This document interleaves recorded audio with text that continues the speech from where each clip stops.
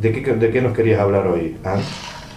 Simplemente lo que quería abordar hoy es el tema de las creencias. Las creencias. Tú hablaste del mapa simplemente porque en otras ocasiones hemos comentado que cada persona tiene una visión muy personal del mundo, ¿no? De la vida, una visión que se va creando pues, con la educación, con las experiencias propias, y obviamente pues, eso hace que cada uno tengamos una forma diferente de encarar las cosas, ¿no? Dentro de ese paquete que nos viene a cada uno están las creencias. ¿Qué son las creencias? Pues son afirmaciones que tú tienes en tu mente de forma automática. Si no te das cuenta, son automáticas. Entonces, son importantes, ¿por qué? Porque en función de lo que tú quieras conseguir, puedes tener unas afirmaciones que van en contra de lo que tú quieres conseguir. Entonces es importante que te des cuenta de cómo estás pensando, cosa que ya hemos dicho, y en lo que crees, ¿no? ¿Y las creencias estas que son buenas, malas, regulares, adaptables? Yo creo que son cargas que nos hemos ido asumiendo a lo largo de una formación, de una vivencia, de una culturización, de una educación, en fin, de experiencias positivas y negativas. Lo ideal es que tengas unas creencias que has decidido tener. Lo normal es que tengas las creencias que tienes, que son las que te vienen del pasado, de otras personas, y que no has decidido tener, sino que están ahí simplemente por tu recorrido personal.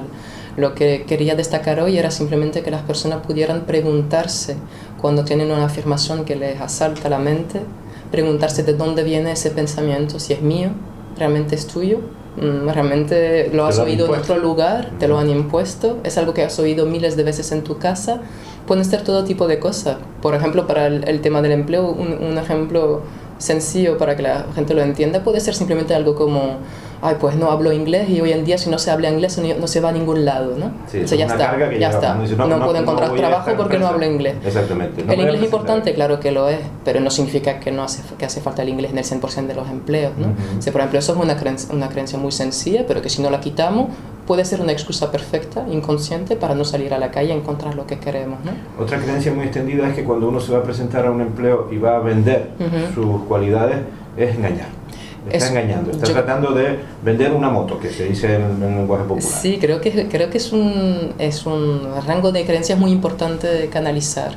Efectivamente, cuando buscamos empleo, oportunidades de trabajo, oportunidades laborales, que es de lo que estamos hablando aquí, pues efectivamente tenemos que darnos cuenta de cómo yo veo hacer esa gestión de ir a la calle y de presentarme y vender mis cualidades. Si tengo una creencia negativa o varias entremezcladas negativas acerca del concepto mismo de vender, que puede ser cosas que no tienen nada que ver con el empleo, que puede ser por el recuerdo de las llamadas de los comerciales pesados que te llaman los sábados por la mañana a las 7 de la mañana para venderte algo que tú no quieres. Da igual, pero tú tendrás un concepto inconsciente sobre la venta muy negativo. Si es así, difícilmente puedes salir a la calle a hacer lo que tienes que hacer, porque inconscientemente no quieres asemejarte a esas personas. Pero ¿qué verbo empleamos entonces cuando nos vamos a vender? Bueno, yo digo el verbo por la importancia que siempre tú y yo le damos al lenguaje. Sí. ¿Cómo nos debemos vender? ¿O qué término debemos emplear en vez de vendernos? No creo que el término en sí sea malo. Es simplemente darte cuenta qué es lo que tú personalmente pones detrás de vender. Para mí, por ejemplo, vender es muy positivo. Yo considero vender como servir. Considero que cuando propongo mi servicio es porque puedo ayudar a esa persona y le puedo ser útil.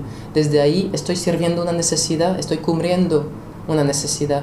Entonces, si tú sales con ese pensamiento que es muchísimo más positivo, te es más fácil presentarte y proponer lo que tú tienes que proponer, porque piensas que realmente vas a ayudar a la persona que tienes delante. Entonces, eso es un cambio de enfoque que puede ser un primer paso hacia una rehabilitación de creencia. Las creencias no son buenas o malas, depende de tu objetivo. Claro, pero hay un límite, creo que lo hablamos la semana pasada, pero me gusta recordarlo, ¿no? Entre venderte de manera tan humilde que estés humillado ante la persona a la que le estás proponiendo tu servicio, a pasarte y considerarte tan importante que estás tú humillando a tu interlocutor y diciéndole: si no me contratas eres un tonto, ¿no? ¿Dónde está el límite? ¿Dónde podemos fijar ese límite entre vendernos mal o sobrevalorarnos? Yo creo que todo es como todo de sentido común, es decir, no se trata de ganar una guerra, ir a una entrevista e intentar conseguir una colaboración con otra persona no es ganar una batalla. Entonces no se trata de rebatir a quien tienes delante para demostrar que tú eres el mejor, es simplemente ir a un encuentro donde tú tienes claro lo que puedes aportar a esa persona Y si esa persona no lo quiere, no pasa nada, se lo pierde. Pero no hace falta ni decir nada, ni provocar nada, ni tener que tener un encontronazo en ese momento. Es simplemente ir con las baterías cargadas, simplemente. Volvemos a las creencias, sí. Que es el tema con el que tú hoy nos planteas para enfrentarnos a ese momento histórico de nuestra vida en el que vamos a la búsqueda de una actividad profesional que nos satisfaga y que nos dé rentabilidad para vivir. Tú cuando tratas a las personas, cuando hablas con las personas que acuden a ti para que les ayudes, ¿cómo consigues quitarles de encima las creencias, digamos, llamémoslas negativas? Es un proceso, realmente es un proceso. Es decir, que no es suficiente darse cuenta de lo que está pasando para poder cambiarla. Date cuenta que llevas toda tu vida funcionando de una manera y de repente le estamos diciendo, buf, eso no es útil, tengo que pasar a otra cosa. El paso número 1 es darte cuenta de que están ahí. Por eso solemos empezar por un ejercicio donde ponemos el enfoque en encontrar cuáles son las frases típicas que te vienen a la cabeza en torno a ese tema que estamos tratando, ¿no? Para primero reconocerlas, para que cuando te pasan puedas darte cuenta, uy, esto es una de ellas, y por lo menos ya puedes decidir qué hago con esto, pero por lo menos te has dado cuenta, ¿no? Luego se trata de entender de dónde vienen, si fue en casa, si fueron los padres, si fue una experiencia semi-impactante que ha hecho que te has quedado con esa conclusión o con esa información, porque si no sabemos de dónde viene es difícil de trabajarla. Y luego tenemos que empezar a aprender a rebatir, y rebatir es buscar argumentación a base de experiencia para demostrarte a ti mismo que lo que tú crees no es del todo cierto o no siempre es cierto. Por ejemplo, no sé, lo que decíamos antes, ¿no? El inglés, por ejemplo. Pues, no, pero hay otras cargas, hay cargas, como por ejemplo, sí. Yo no sirvo para eso.